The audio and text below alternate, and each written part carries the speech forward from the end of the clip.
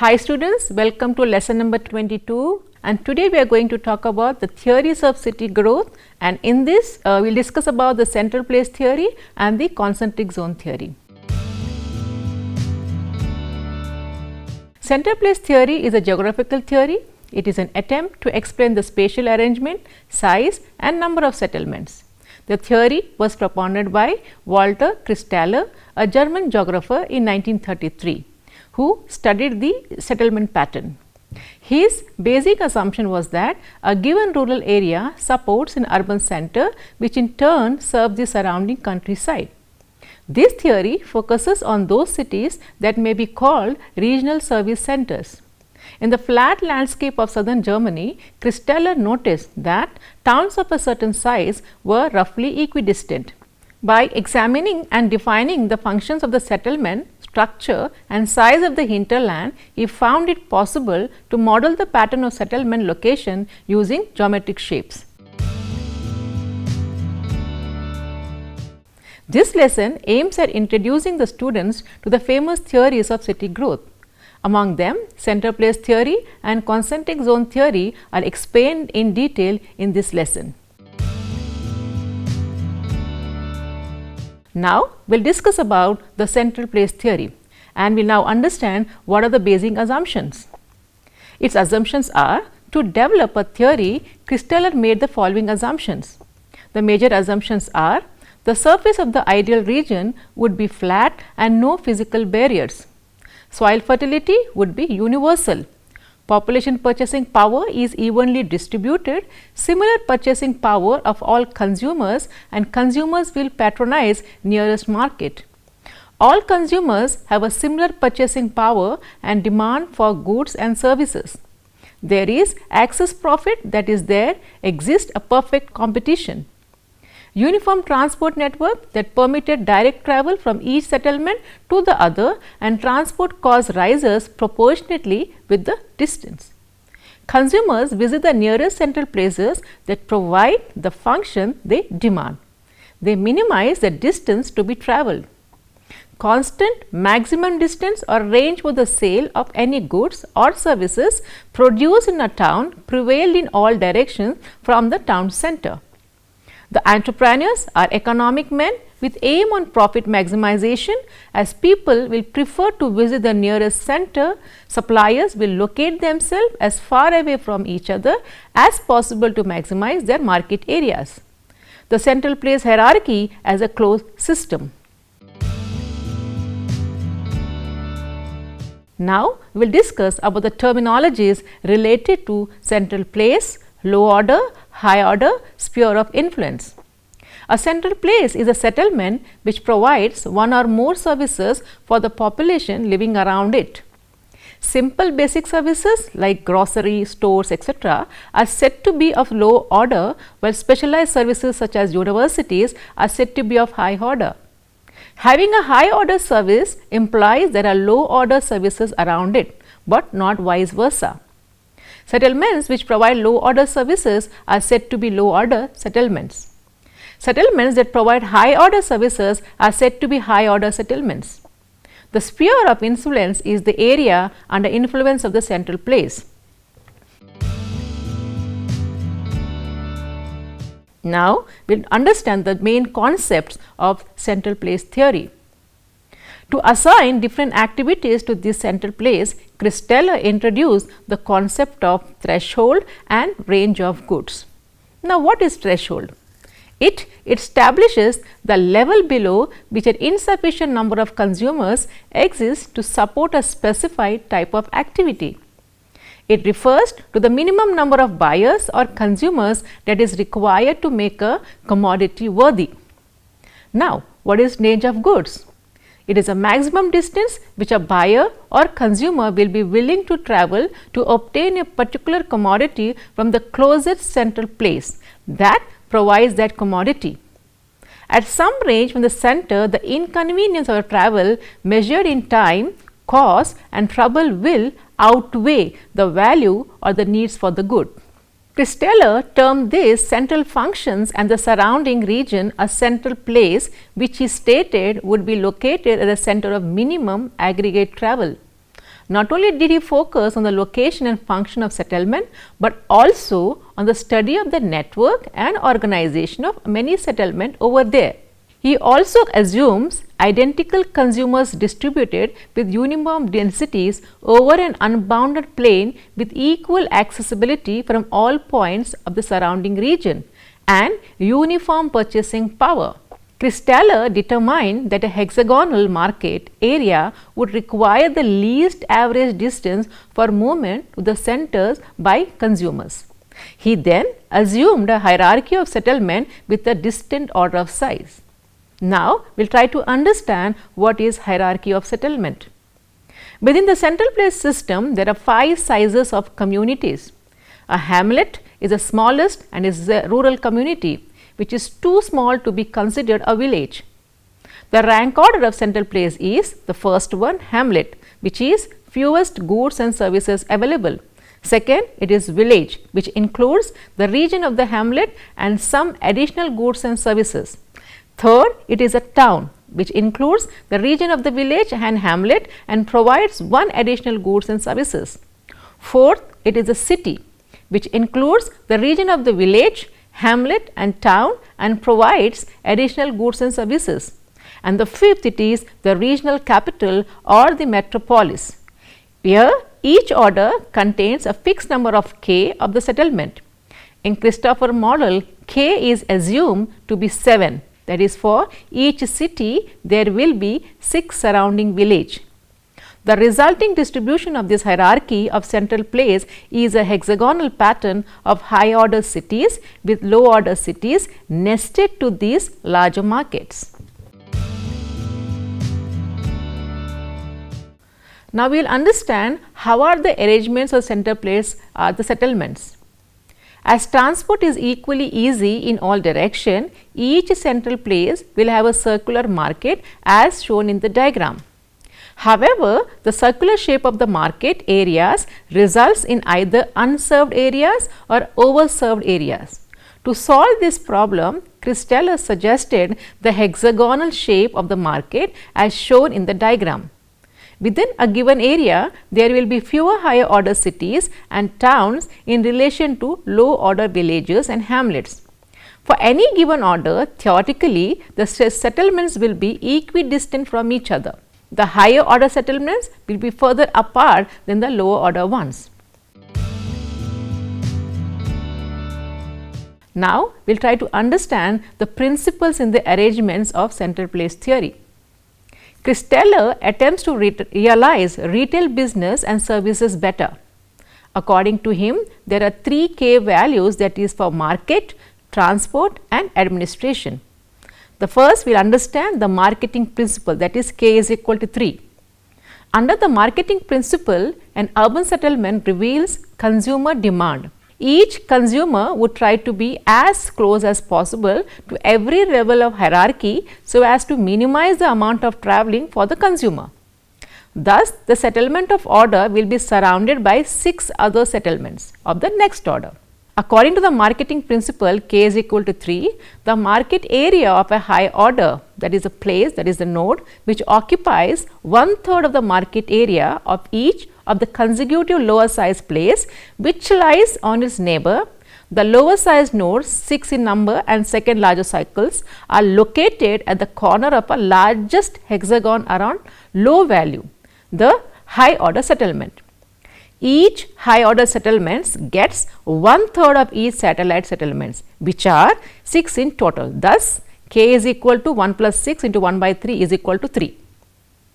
Thus, there is only one center of the highest order and number of centers at every below it increases by a factor of 3. Now, what is the transport principle? K is equal to 4. The transport principle states the distribution of central place is most favorable when as many places of concern or importance lie on one traffic route between 2 important towns, the route being established as straight and as cheap as possible.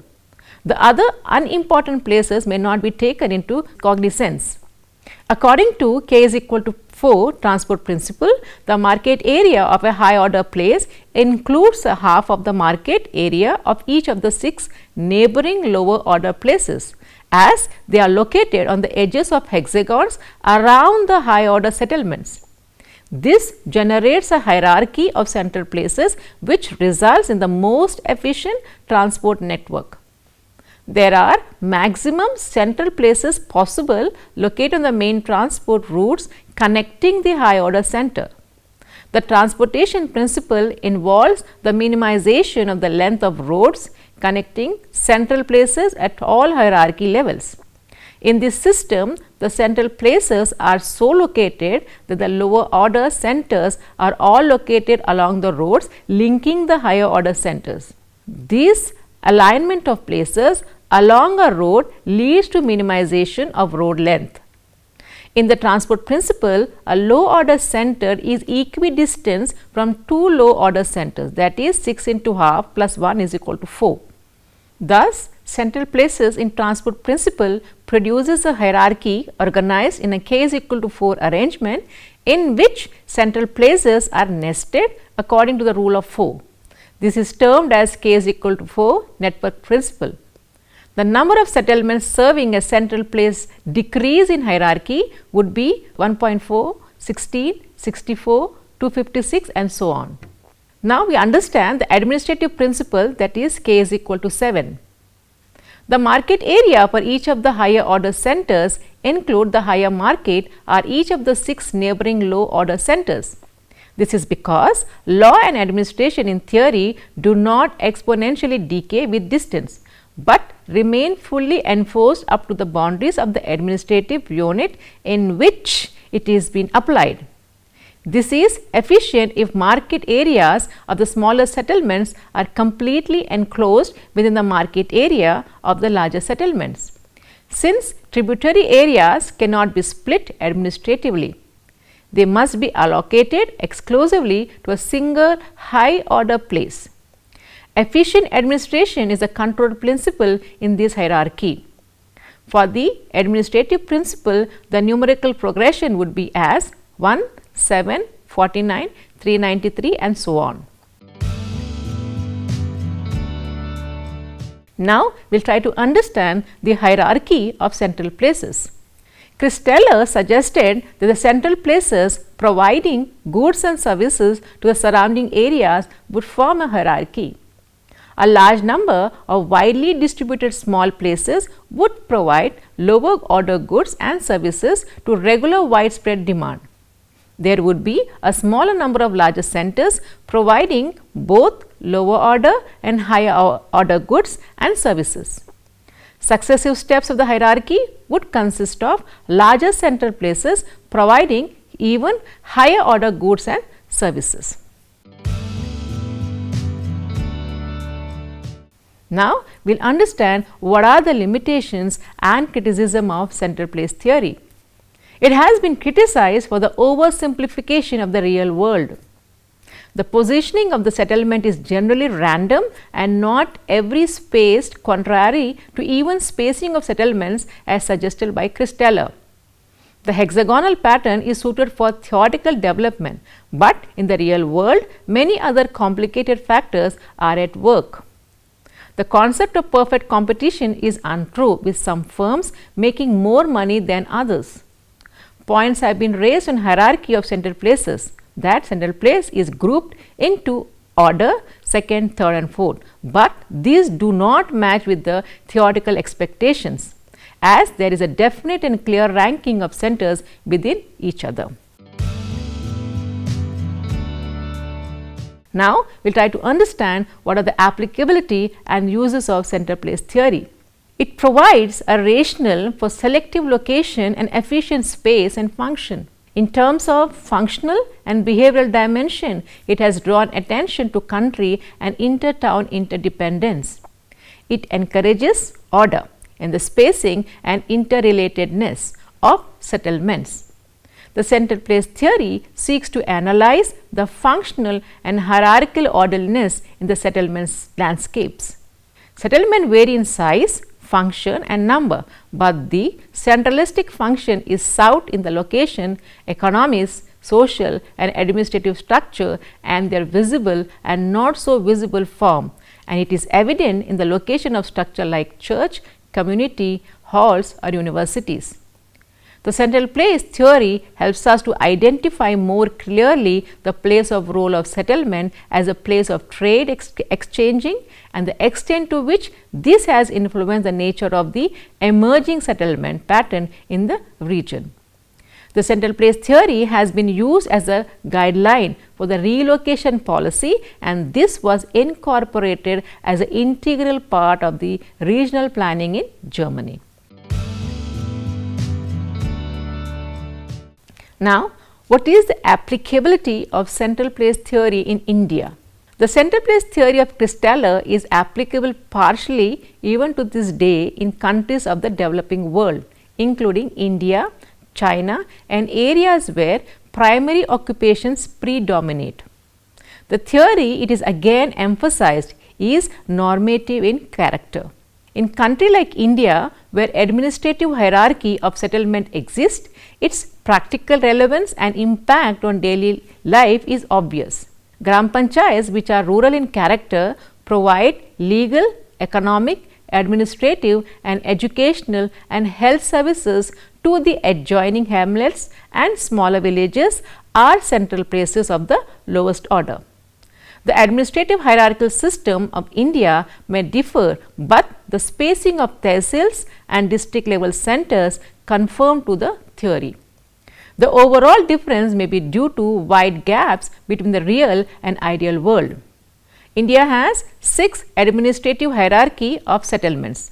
They are the top national capital, followed by state capital, district headquarters, tehsil headquarters, block headquarters and at the bottom gram panchayats.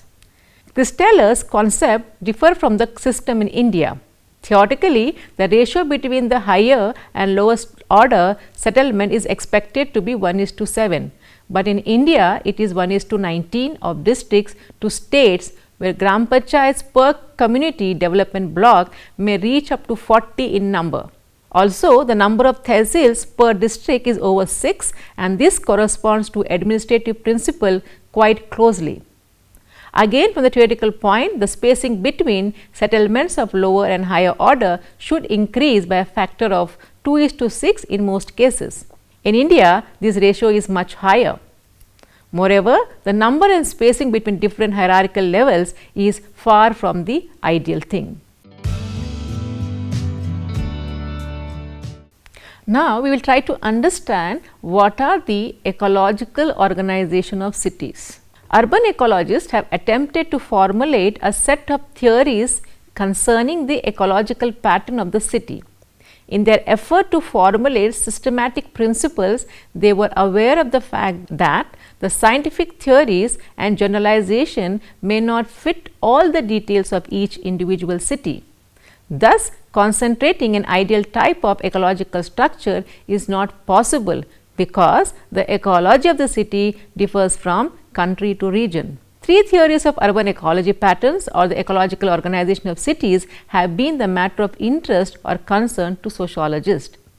They are the concentric zone theory as formulated by 𝗳𝗏𝗧, sector theory of city growth as developed by 𝗂𝗽𝗱, and multiple nuclear theory by C.D. Harris and Edward Ullman. Now, we will have a brief understanding of the concentric zone theory. Concentric zone model or 𝗂𝗍𝗄 model was developed by Ernest 𝗂𝗍 between 1925 to 1929. The model defines how different social groups are in a metropolitan area, which are based on the socio-economic status of households and distance from central area or town. This model is based on the study of American cities. That is, Chicago city was studied, for which 𝗂𝗍𝗄 provided empirical evidences. According to this theory, 𝗂𝗍𝗄 asserts that cities expand outwardly from the center in a series of rings.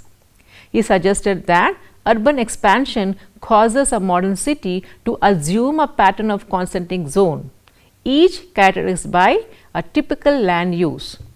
These zones are idealized concept, so no city conforms absolutely to this scheme.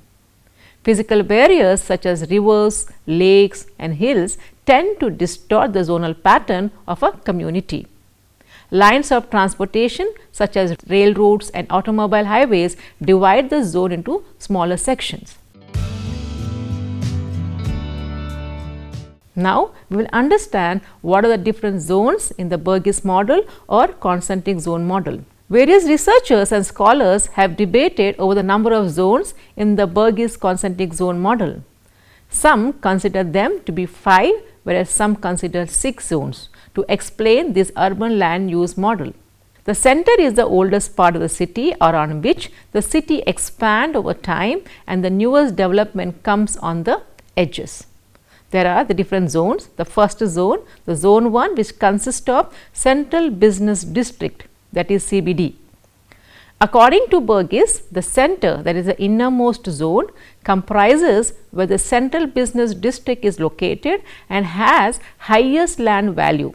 The area where skyscrapers, departments, stores, hotels, restaurants, theatres and motion picture houses are concentrated. The zone has tertiary activities and earns maximum economic returns. Another feature is the accessibility of the area because of the convergence and passing of transport networks through this part from surroundings and even far places in the city. This part has tall buildings and noticeably high density to maximize the returns from land. Commercial activity taking place in the area results in negligible residential activity in this zone. In Chicago, it is called the Loop, in New York, the Middletown and downtown areas, and in Pittsburgh, the Golden Triangle. In America, it occupies a relatively small portion of the entire area of the community. The CBD exerts a stronger influence on other parts of the city, especially the zone immediately surrounding it, that is the zone of transition. Zone 2, the transition zone. This is located adjacent and around the CBD and is continuously changing, that is transition takes place, it being the immediate path of business and industrial expansion, it has an ephemeral character. The mixed residential and commercial use characterizes this zone. Another feature is the range of activities taking place like mixed land use, car parking, cafes, old buildings, etc. This zone of transition is considered to decay because of many old structures, as the buildings in transition zone were earlier used for factories and tenement housing blocks. This zone had a high population density when industrial activities were at their peak. Those residing in this zone were on the poorest segment and has the lowest housing condition due to immigrants and rural migrants, by unconventional folk and by social outcasts such as criminals and prostitutes. Now, the zone 3, which consists of inner city and working class zone. This area is occupied for residential purpose and also known as inner city or inner suburbs. It consisted of houses built to accommodate factory workers but had better condition than the transition zone. This area has a mix of new and old development and generally requires orderly redevelopment. People living in this zone are second generation immigrants, as many moves out of the transition zone to this zone whenever affordable. This zone is nearest to the working area with modest living condition, and this resulted in reduced commuting cost. Another interesting feature includes the large rental housing occupied by single workers. Now, the zone 4, which consists of outer suburbs, middle class dwellers, white collar homes. This zone had bigger houses and new development occupied by the middle classes. Many of the homes are detached, and unlike single occupants of inner suburbs, families reside in these homes. Better facilities are available to the residents like parks, open spaces, shops, large gardens, but this comes at an increased commuting cost. Single family dwelling dominate this zone, and mostly well paid white collar workers live here. Now, the zone 5, which consists of the commuter zone. This is the outer peripheral area and far from central business district. This resulted in highest commuting cost when compared with other zones. Significant commuting costs gave the name commuter zone to this part. People living in this part were highly income groups who could afford large houses, could pay commuting charges, had access to different transportation mode, enjoy modern facilities like shopping malls, etc., low rise development, large gardens, less population density are some of the characteristics of this zone. Now, we will understand the important feature of concentric zone model. The 𝗳𝗏𝗧 model considers the positive correlation between households' economic status and the distance from central business district. This is sometimes also referred to as concentric zone model or simply concentric model or concentric theory. Therefore, it implies that wealthy families are farther from the city center than the households which are less affluent. The central area has high density and the availability of land is scarce. Because if this more affluent segment of the society reside away from the city center where they can build larger houses. According to 𝗳𝗏𝗧, the changing pattern of households brings for the process of innovation and succession in which the outward growth of the CBD involves the innovation of the neighboring residents, making them move towards, resulting in city expansion. As the city grew and developed over time, the CBD would exert pressure on the surrounding zone, that is the zone of transition. The process continues with each successive neighborhood moving further from the CBD. 𝗳𝗏𝗧's work helped generate the bit rent curve, which states that the concentric circles are based on the amount that people will pay for the land. This value is based on the profits that are obtained from obtaining or maintaining a business on that land. The center of the town will have the highest number of customers, so it is profitable for retail activities. Therefore, as the city expands, the group moves to the neighboring residential areas, making the wealthy group move further away from the city center. Zone of transitions are important part of the 𝗳𝗏𝗧 model as they are very active and change of people and activities takes place constantly. Now, it is necessary to understand what are the limitations and criticism of concentric zone model. 𝗳𝗏𝗧's concentric zone model is one of the simplest models.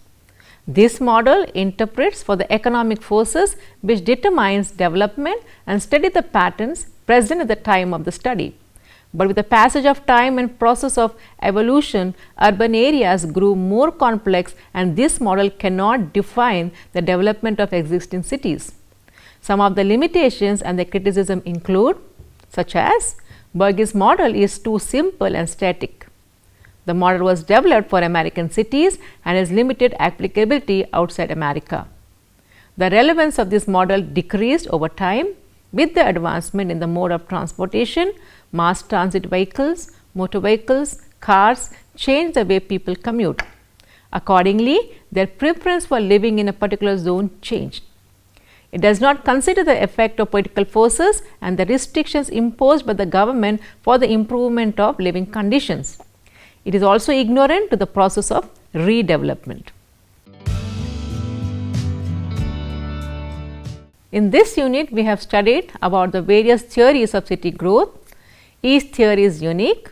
The central place theory describes about the spatial arrangement, size and number of settlements, and the theory focuses on those cities that may be called regional service centers and where the location of these cities tends to be at the most accessible position in the service region.